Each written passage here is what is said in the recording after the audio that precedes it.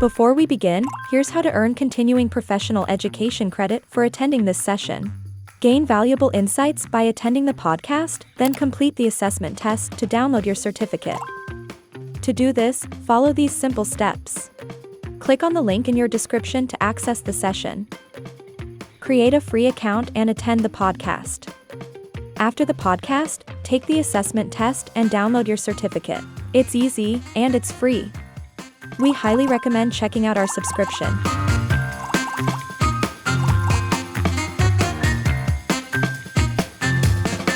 Let's get started. Well, since we're talking about legislation, moving on to legislation, which is your forte, what are some common challenges you've encountered while drafting legislation for the new cannabis markets? So the hardest thing about working with legislature or working with legislation is getting in what you want, right? And so every time you're approached by legislators or you're approached by trade groups, and they say, well, what do we want in there? And so we can say everything that we want, but it's like a Christmas list, right? And it looks beautiful when you hand it over, but what you might get over time has to change or compromises and so forth. And a lot of times that can happen fast, and you have to kind of be involved in the process. I think the saying goes something to the effect of, if you're not at the table, you're on the menu. And you mentioned about 280E, right? I know it's a very big topic, and I would not want you to tell me everything about it, because that would probably take another, many hours. But, for the uninitiated, because, there are going to be people who are still trying to understand this industry. What is this 280E, and why is it important for the industry? I'm not a tax lawyer, so I'll limit my statements to a very broad view of it, which is to say that it's what it says is that if you're engaged in federally illegal conduct, you do not get to use tax write-offs that a normal ordinary business would get to write off. So each year I get to write off certain things because I'm a business, and so certain percentages of what I do get written off. And cannabis companies do not get to do that. They do not get to use those.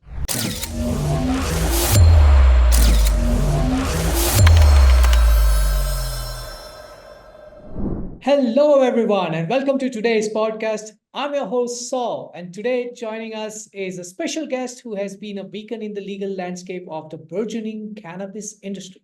He's a trailblazer, a staunch advocate of equitable business practices, and a pioneer in cannabis legislation. Please welcome Aaron Pelley, a leading authority on cannabis law and practice. Aaron, thank you for joining us today. Hey, thank you for having me. I look forward to doing this today. Absolutely, absolutely. Aaron has been instrumental in shaping cannabis legislation and has first-hand experience with the evolution of the cannabis market across various states. Today, he'll share his insights on the challenges, the strategies, and what he sees on the horizon for this dynamic field. So let's dive right in. Aaron, the cannabis industry has seen significant growth and changes over the years.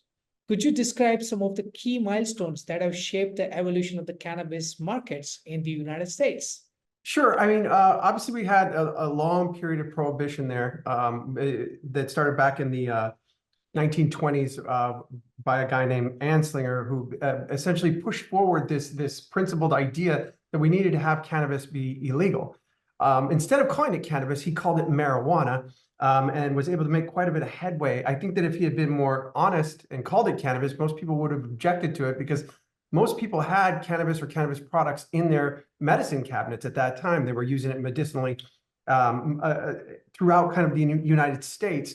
But he came up with all of these kind of very racist associations with marijuana being associated with Black people, that it led to interracial relationships and all just terrible stuff. And so it stuck. And then it got further perpetuated under the Nixon era, where they essentially, Nixon couldn't make being Black or brown illegal, and he couldn't make being, a liberal illegal, but he could make marijuana more illegal. And therein came the war on drugs. And so the war on drugs has been now marked as a complete disaster. And over time, and it was a really progressive time, was in the late 90s and early 2000s. And it was a lot of the people that were in the AIDS epidemic that were using cannabis to kind of treat themselves and others as medicinally necessary. And what happened was they kind of ushered in this era of acceptance.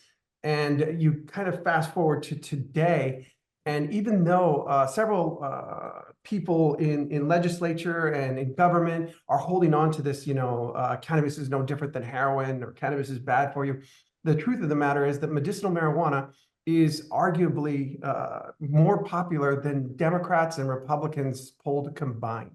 The combined rate for them is quite low. I think the acceptance rate for medical marijuana is in the high 70s, like 78, 79.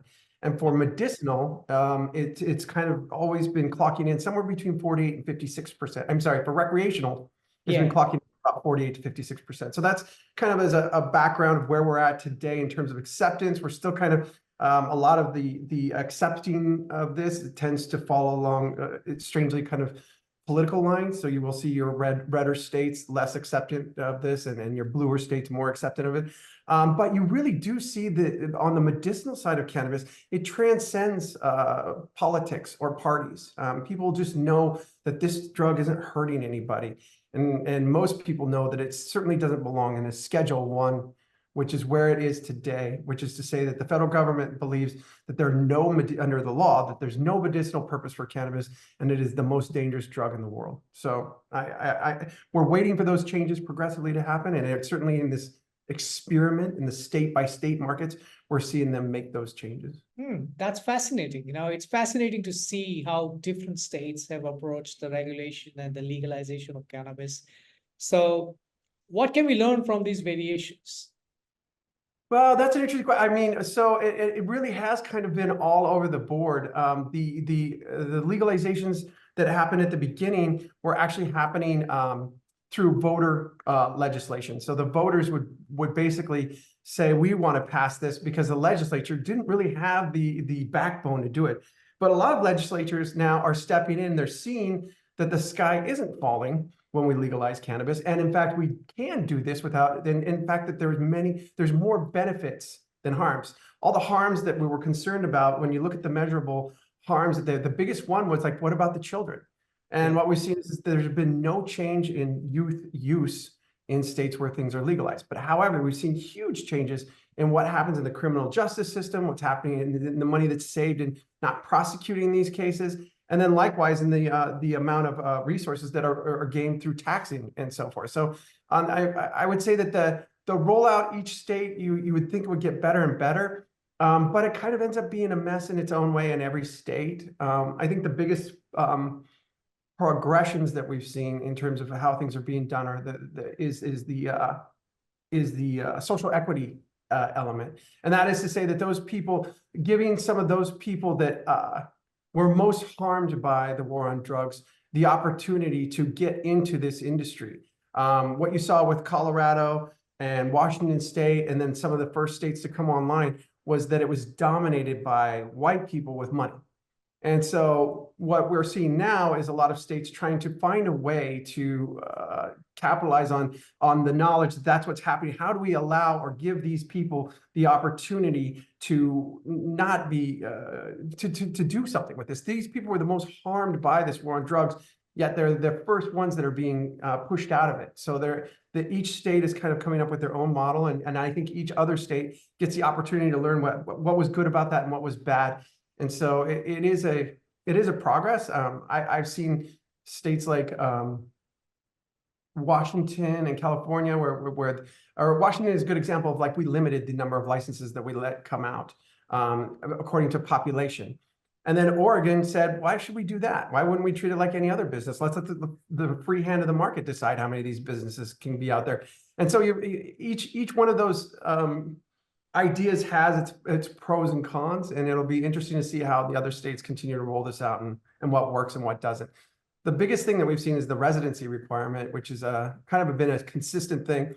And without boring you, because I know this isn't a legal podcast, but it's most people would agree it's not constitutional, but most states agree or do it anyways because there's a policy theory behind it, which is we don't want to let everybody from every other state come in and do this. We want to get the people that are in our state, that are in either these black or these gray markets, the illicit markets or these gray markets, and move them into this new recreational market. So that's why they do these, what I consider probably unconstitutional residency requirements, because it's mostly accountants that are on this program, right? Yes. Yes.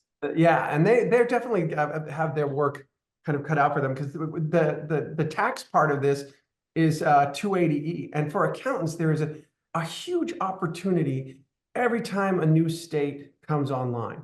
So, for example, our firm is has opened an office in Minneapolis. Minneapolis is going to have new cannabis laws written here in the next probably 8 months, where they're going to have a whole new market of people that are going to be engaged in commerce. And so it's not like every other commerce out there stream is kind of already settled. You know what I mean? The last big commerce stream that wasn't settled would be .com. And that kind of happened everywhere all at the same time, right?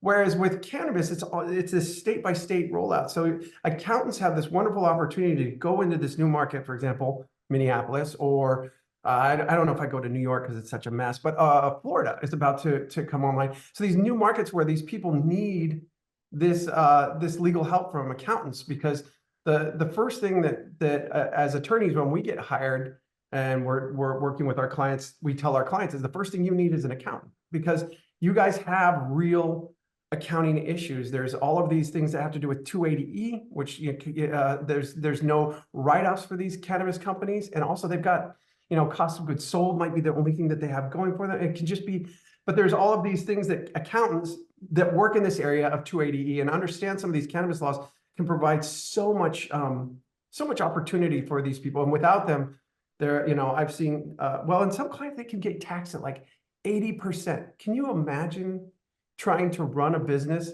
where for every dollar that you get, you only get 20 cents out of it, and that you're going to be able to survive? I mean, it's just almost impossibly hard to survive in this industry without an accountant helping guide you through the best ways for your company to survive. That's very interesting. Yeah, I mean, like majorly accountants, but this topic is, the best part of my podcast is that it's attended by so many different areas, because it's so much knowledge oriented. So, but good. yeah, but you bring out, I mean, this is very alarming, what you brought point over, what you brought to notice, the need for the accountant. But let's stick to, I will definitely want to stick to, your expertise. So. Yeah, of course. Yeah. I just kind of went off on my own. I'm saying they need accountants, not me, but I have my own expertise for sure. No, I mean, like, I would love to know more about that residency thing that you talked about, because, I really want to know what that means, if you could shed a little bit light on that. What does that mean, the residency thing? Well, the residency or the 280E, the accounting thing? No, the residency thing. You said that the residency thing is a problem in itself. Well, it's a problem for the states, and the reason why is because you can't, as a state, you can't restrict other people from doing business in your state based on the fact that they're from another state.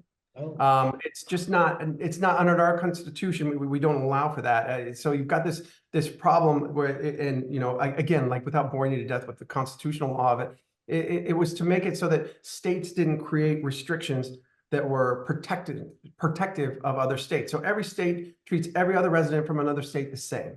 So if I come in, just because I haven't lived there for longer than a day, doesn't mean that I don't get the same fundamental opportunities as anybody else in your state. And I think states have said, well, that might be the law, but we're going to say no. And we're going to, for policy reasons, we're going to restrict this. And I think that it makes sense why they did it.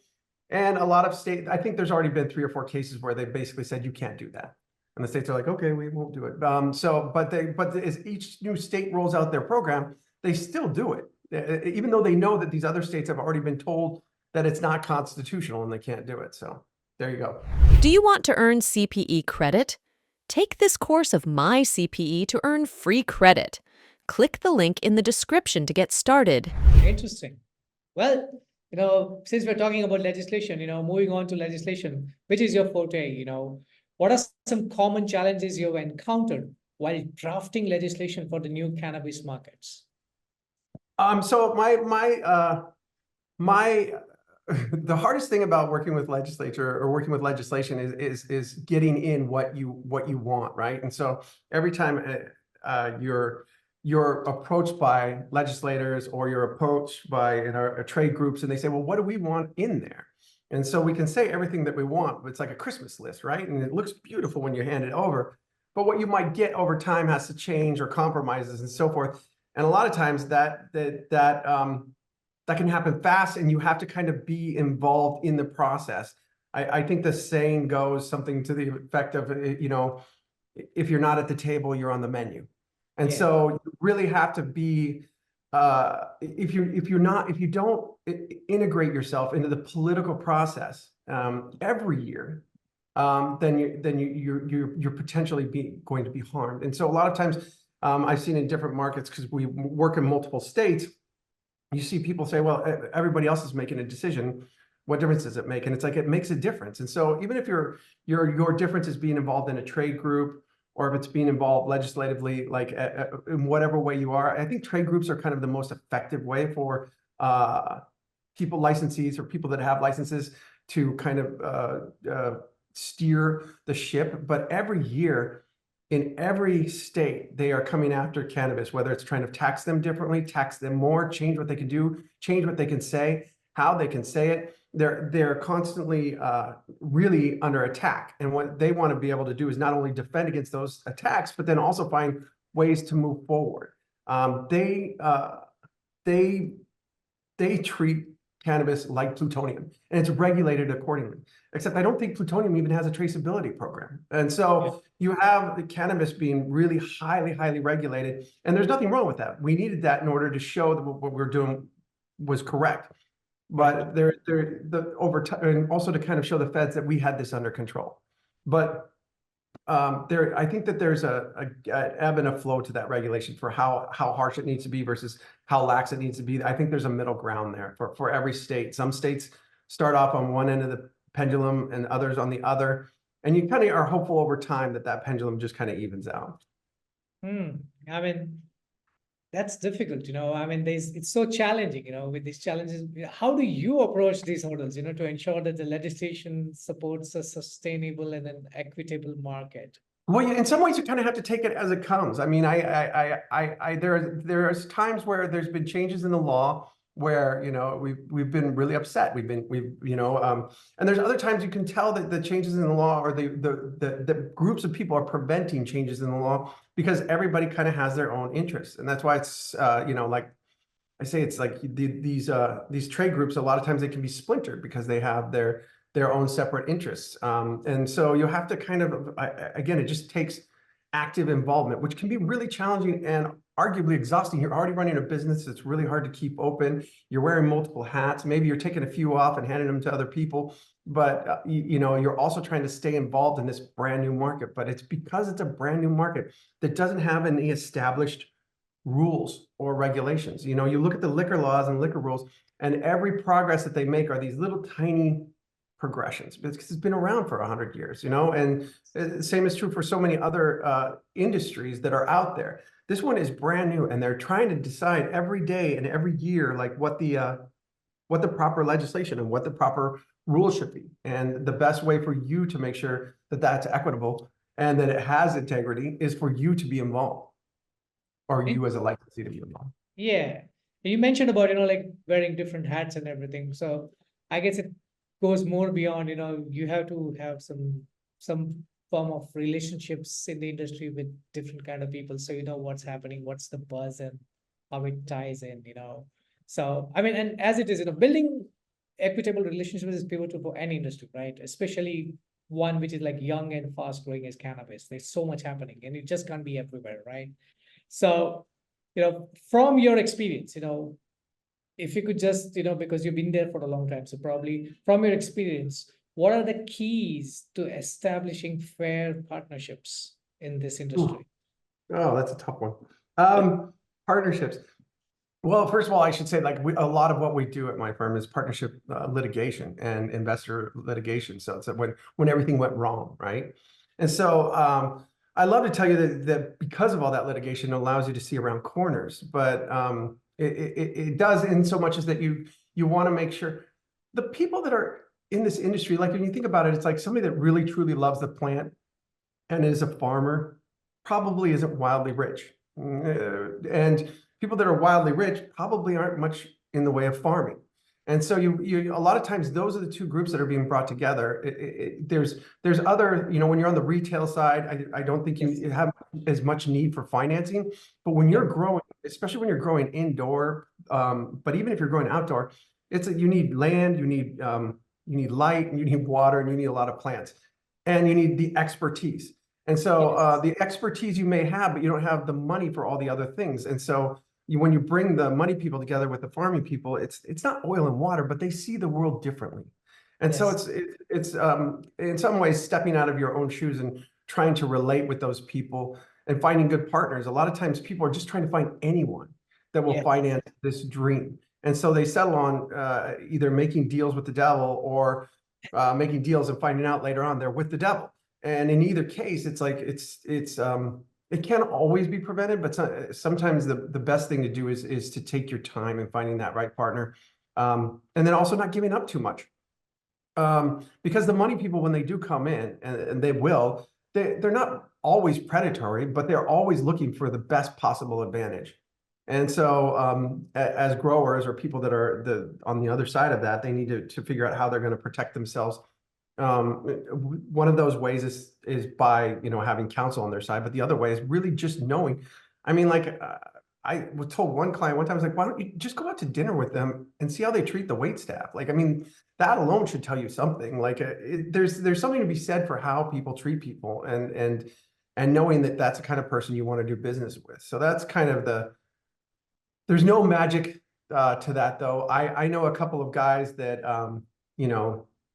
grew weed in their mom's basement, and they're like practically millionaires. And I know guys that were captains of industry that got into deals with other people, and it was just a mess. And so I'd love to tell you that there's some formula, and because there's everything in between there, and it's just really, there is no real formula. There's just I wouldn't say there's luck either, but I do think that there is due diligence, which is taking that time to say, not just that they've got the money, but this is the right person to do business with. And it really goes to the investors too, because the investors get into these relationships with people that are just crazy. I mean, our industry, cannabis, has an inconsistent amount of people with, I wouldn't say mental health issues, but obviously you have to be a little bit crazy to be in cannabis, right? Everything we do is illegal, federally illegal, right? So Federally illegal, yes. every conversation I have with a client, the very first conversation is RICO. It's a conspiracy in furtherance to commit federal crimes. And so there's something to be said for the fact that you've got to be a little bit crazy. You decided to go break federal law, even if it seems safe. You've decided that that's going to be okay. Now again, it's probably like going, 57 miles an hour in a 55 mile per hour road, but the speed limit is the limit. That's the fastest you're supposed to go. It doesn't mean you're not breaking the law. And so I would say that your average person is fine, but we do have a lot of extra crazy people in our industry. And so kind of figuring that out and realizing that not all money is good money. Sometimes it's better just to walk away and find something else. Absolutely, absolutely. And you rightly said, the grower and the investor, they both come from a different mindset. The grower has got some vested interest. He's been doing it, or he knows how, or he or she, they know how it needs to be done. They know what is needed and everything. Investors are usually looking at everything as it's a capitalist mindset, right? Investment, and what is your return on investment, and how soon can you make the money out of it and everything. Whereas growers know that this takes time, and then there is this delicate balance about how much patient can you be after you put in your money to wait for it to come back, Right. But yeah, and I mean, like you being a counsel, I'm pretty certain you must have been, aside so many such business partnerships, So if you may, could it be possible for you to share an example where this equitable business practices significantly impacted the business success in the cannabis industry?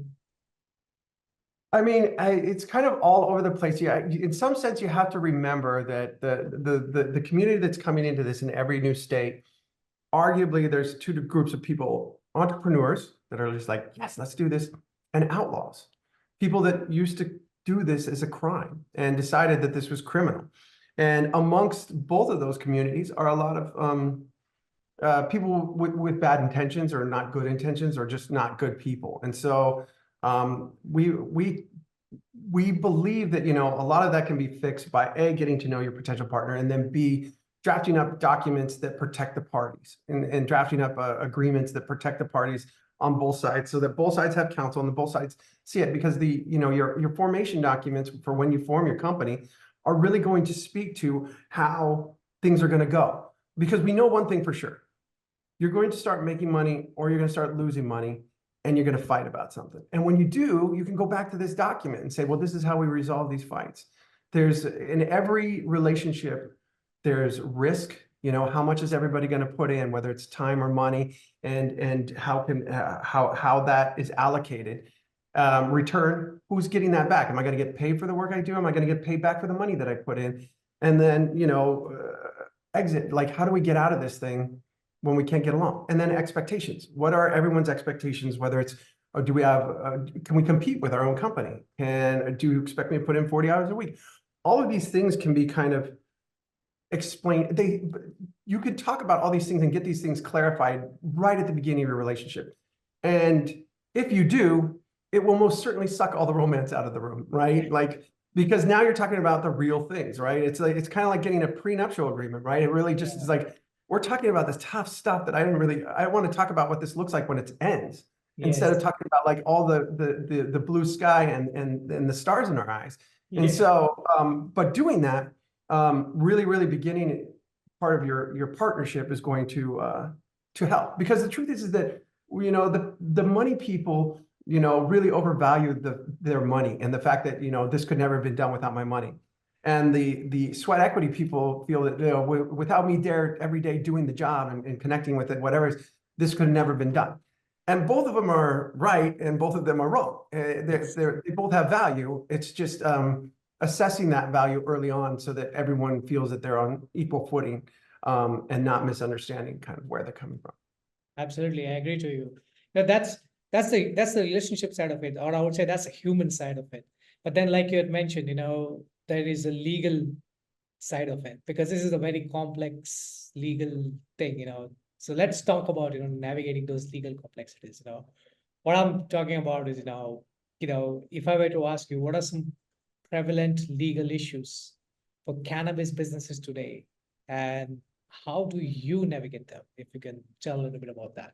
Sure. I mean, the first, of course, is what we already talked about, which is that first complexity is dealing with the partnership itself. The second complexity is dealing with with your administrative agencies, which is kind of going back to what we were talking about earlier, which is dealing with whatever cannabis board your state is in. And for the most part, that can be really challenging for business owners, right? Like, where they're being told that they can't borrow money from a bank or borrow money from somebody from out of state, or that certain people can only be in this company, but only people that are in this state, or being told that they have to, for farmers, again, like maybe your former outlaws, how they have to tag each and every plant, and it has to be at this certain stage of growth, and it needs to have this kind of tag. So all that administrative agency complexity, and then dealing with all of these other agencies that you have to deal with if you're in a business. A lot of my clients, and arguably whoever your clients might be, are former outlaws. And so you're trying to reform them, right? You're reforming this outlaw into being like a law-abiding citizen, which means that they have to pay their taxes, that they have to do their accounting, that they have to do these things, and that they have to abide by all of these new rules, that they can't pay their clients with weed, or their employees with weed, I should say, or that they can't just sometimes behave the way that they normally got to behave because they were outlaws. Nobody was really calling into question how they did what they did, because they were kind of captains of their own pirate ship. But we're not pirates anymore. We're part of the system, for better or worse. It's kind of, ushering our clients in and reforming them so that they can make that change and do so in a meaningful way. And it's not easy for them. It's also giving some sympathy, some sort of understanding that this is hard for them. Access latest and trending CPE courses with my CPE's Unlimited Access subscription. Subscribe now. Indeed. No, it is, and, you had mentioned, you subtly mentioned that, like, these are outlaws and now we are converting them, or through a program, we are able to make them into law-abiding citizens. But that also means they need to pay their taxes. I mean, this is a little bit of off track, but, it just got me thinking that, does one's history with tax returns affect, if you're planning to enter into this market, does that history affect your eligibility to enter into this market as an investor, as a grower, or anything, or retailer? It does and it doesn't. So here's some of the ways that it does. Like, some of our clients are like, well, I ran a medical marijuana dispensary before. And so the money that I'm going to be investing is the money I have under my bed. It's $100,000 in cash. And so the thing is that most of these states want to forensically vet the money that's coming into the cannabis industry. For one, they want to know who it's coming from, so that it's the right people that says that they are, but also that they want to know that it's not coming from, drug cartels and things like that. So they literally are forensically vetting. They're like saying, give me your bank records. Where did this deposit come from? Why are these deposits going? They ask those questions. They want to know where this money came from. And so, if you have $100,000 on your bed, we had to tell our clients, well, you need to go file taxes for that. Even if it's an amended report, I need you to go file taxes. Strangely, I've never seen any fallout for that. I suppose there could be, right? There is some risk there that the government says, well, why didn't you file that back in 2022 instead of now? But so far I haven't seen that, but they really had no choice. This was the only way this money was going to come in, is because the LCB or whichever cannabis agency you're going to be working with is going to say, where's that money coming from? So you have to file the taxes for it so that you can say, this is where it came from. Here's my tax return for it. Even if it's an amended, they'll accept that. And then I guess for the other thing that's coming up in some states, Oregon's one of the states that this came up in, and there's another state, I'm trying to recall, where the businesses aren't paying taxes that are in business now. And by virtue of that, they're not renewing their licenses. And so I think that I guess that stands to reason. The government wants their money, right? At the end of the day, those are accountants with guns, and they don't wait for it. They're like, you either pay your taxes or you don't get a new license. And so that is happening in some states. And again, I think that this is an ongoing discussion with the government agencies and the licensees throughout the country. But in order for them to survive going forward, they're going to have to make some concessions on these taxes that they're taxing these people with. If 280E doesn't happen because or doesn't get reformed in some way, it's going to be really difficult for these people, these licensees, to be able to compete with the black market. And that is an important part of what they do, is to show that not that this is just safe cannabis and that it's pesticide free and that you can buy it in a safe place, but also that it's affordable.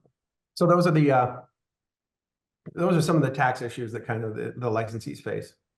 And you mentioned about 280E, right? I know it's a very big topic, and I would not want you to tell me everything about it, because that would probably take another, many hours. But for the uninitiated, because there are going to be people who are still trying to understand this industry. What is this 280E? And why is it important for the industry? I'm not a tax lawyer, so I'll limit my statements to a very broad view of it, which is to say that it's what it says is that if you're engaged in federally illegal conduct, you do not get to use tax write-offs that a normal ordinary business would get to write off.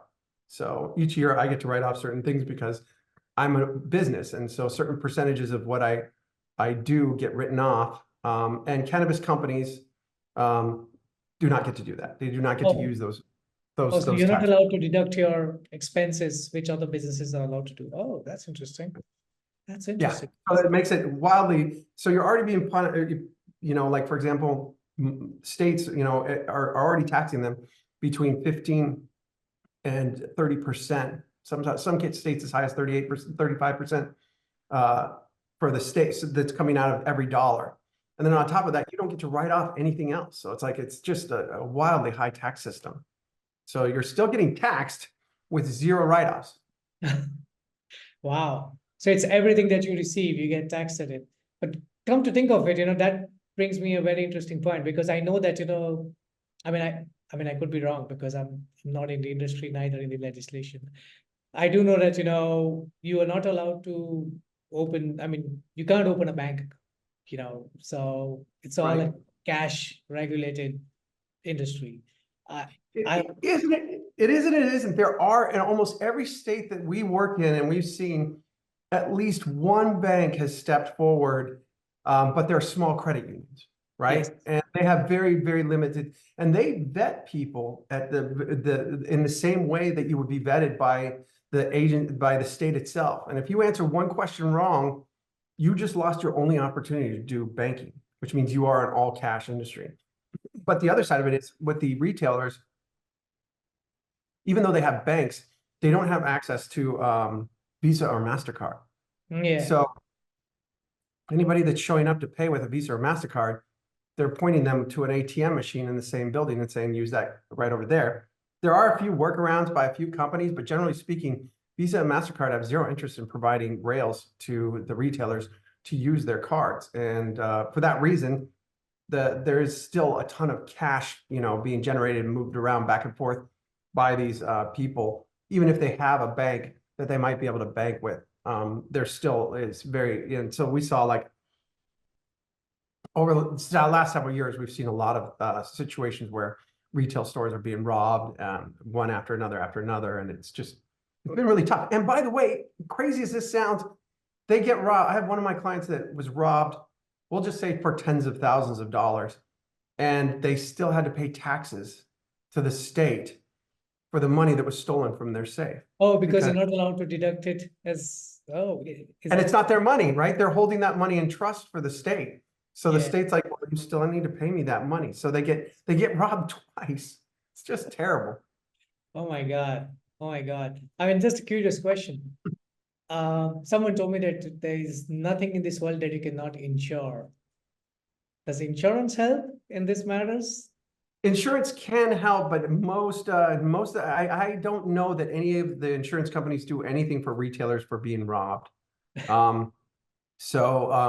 The insurance that they end up buying is, getting armed security guards and things like that, which that isn't like the vibe that you want to give when you're trying to bring people into a welcoming space in an already stigmatized industry. And then you've got a guy with a gun in the front. It's like, that kind of takes the sunshine out. Yeah, it does. No, it does. It does. We have talked about so many things. We have talked about when you're trying to get it started, the relationships, the hurdles there. Then also when you're doing the business, we talked on so many things. You actually gave a very nice picture. Like if you're going to be doing it, there is security costs, there are other costs, and then there's a tax implication that you will have to pay the taxes irrespective of whether that, and then we certainly touched on the banking side. So, that was really interesting. But, there's so much buzz, I'm checking on the forums as well, there's always somebody or the other saying, hey, I got money, I want to enter into this industry. This is not like, like those Shark Tanks where, a venture capitalist can just say, hey, come here, project me your business proposal and I'll sell it. Everybody knows there's a business out there. There are people who want to do it, but they just don't know how to do it because they're not aware of the legal risks, So this is for those new entrants, who want to get into the cannabis market, So what advice would you offer to those new entrants in the cannabis market for managing their legal risks? Well, first of all, there's good news and bad news. The good news is you still can enter this industry for not a huge cost. The bad news is it might not be where you want to be. In other words, for these states that already have mature markets that have been opened, they almost, with very few exceptions, they've opened and closed their licensing opportunity. So it happened in 2016 or it happened in 2018. or it happened in 2020, where they said, we're opening licensing up. And in some cases, they restricted it to certain types of people. They said, well, you could be already a medical marijuana dispensary. Other states, they just said you need to be a resident. In other states, they didn't have, you know, they almost always had a residency element to it. But whether they had other restrictions, like you need to be this or that. I think in Florida, you had to be a nursery if you wanted to own a grow. You had to be a nursery that's been around for X amount of years and so on and so forth. So each state has its own restrictions on whether you can get in or not. And then oftentimes, even if everybody gets in, sometimes it's a lottery. So even if you were the perfect candidate, they might say, well, now we're going to pick your name out of a pile. Now, this kind of sets aside the social equity applicants. But just overall, once that opportunity opens and then closes, now these licenses become like taxi medallions. They're basically super valuable, and there's a finite number of them. And so what happens is if you want one of them, you need to buy your way. So a license that somebody applied for in 2015 for $1,500 might be worth $150,000 or $250,000, just the license alone, not anything that goes with it, business-wise. So if you want to get into a market and in the state that you're in, you might be faced with a cost that you can't afford, or maybe you can, all right, for you. And then for those states where it's new, you're going to need to know that you have the qualifying conditions, which are that you're a resident, probably, and then also that you can get past the lottery or what other requirements they have. So that's the excuse me, I'm sorry. It's okay. Go ahead. That's the you know, how you would get in.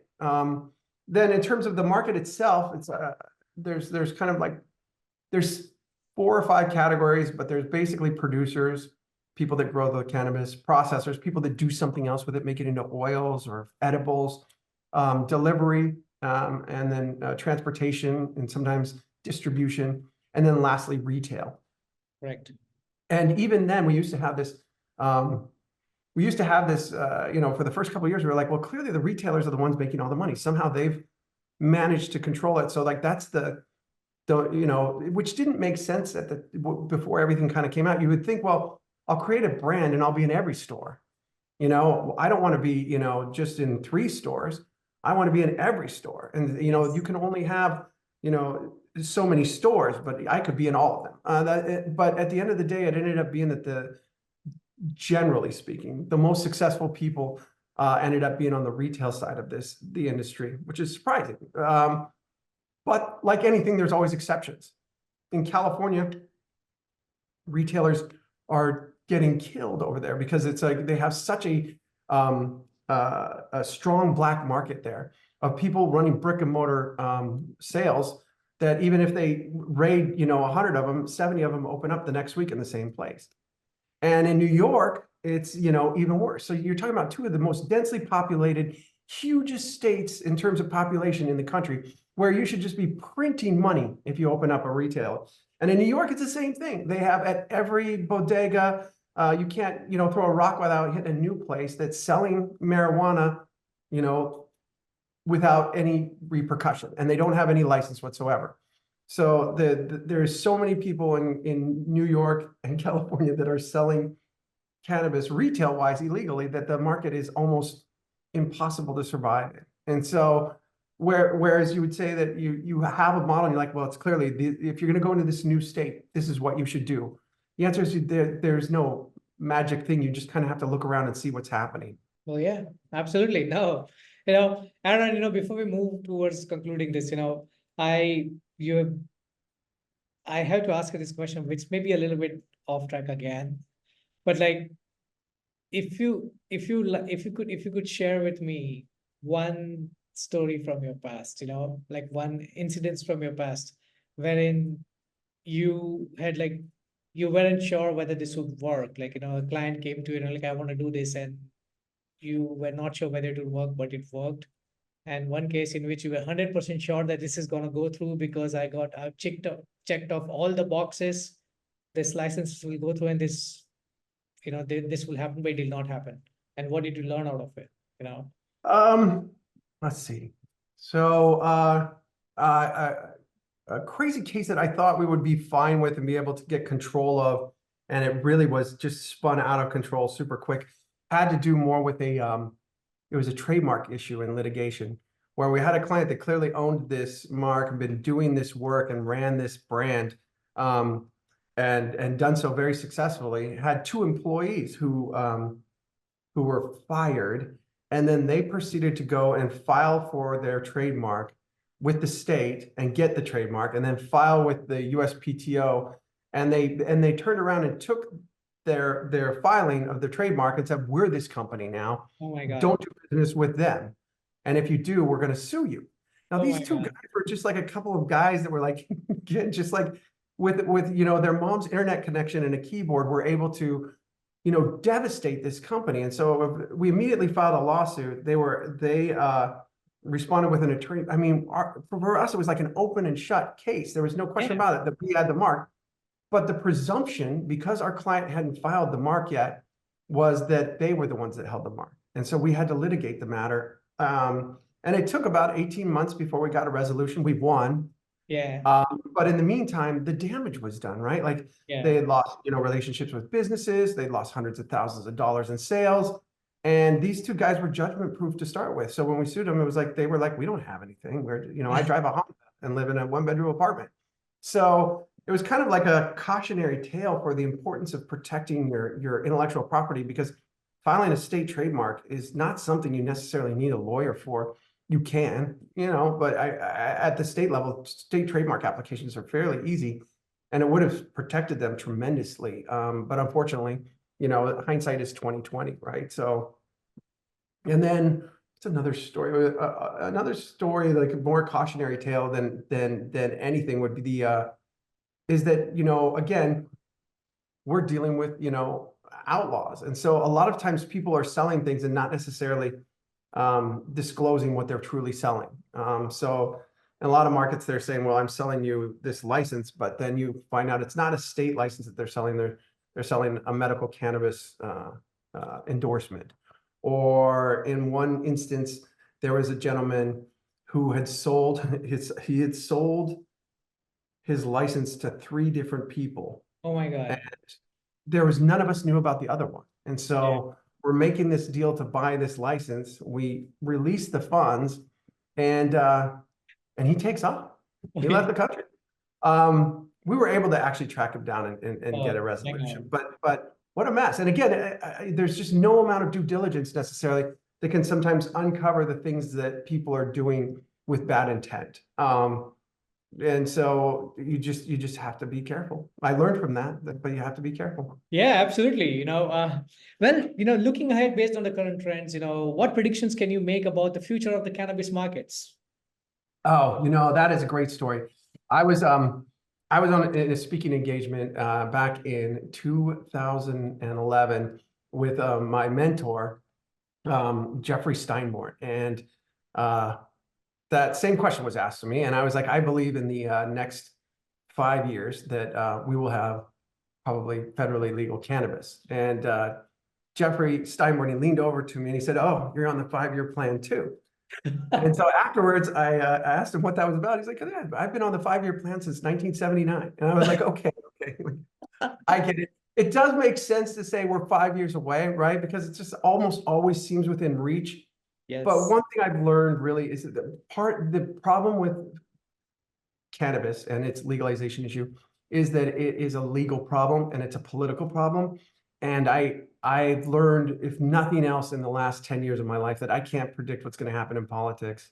It is just impossible for me to predict what's going on or what's going to happen next. And so I leave predictions for, I guess, the tarot card readers. I just try and do everything we can to influence the outcomes for our clients at a local level, and try and protect them as business owners. Absolutely, absolutely. Well, Aaron, it's been incredibly enlightening discussing these topics with you today. Okay, your insights not only shed light on the complexities of the cannabis market, but also offer hope and direction for the future. I didn't mean just staring into the crystal balls and tarot readers, but yeah, but thank you for sharing your expertise with us. And to our listeners, thank you for tuning in. We hope this episode has given you a deeper understanding of the emerging cannabis markets and the legislative framework that shapes them.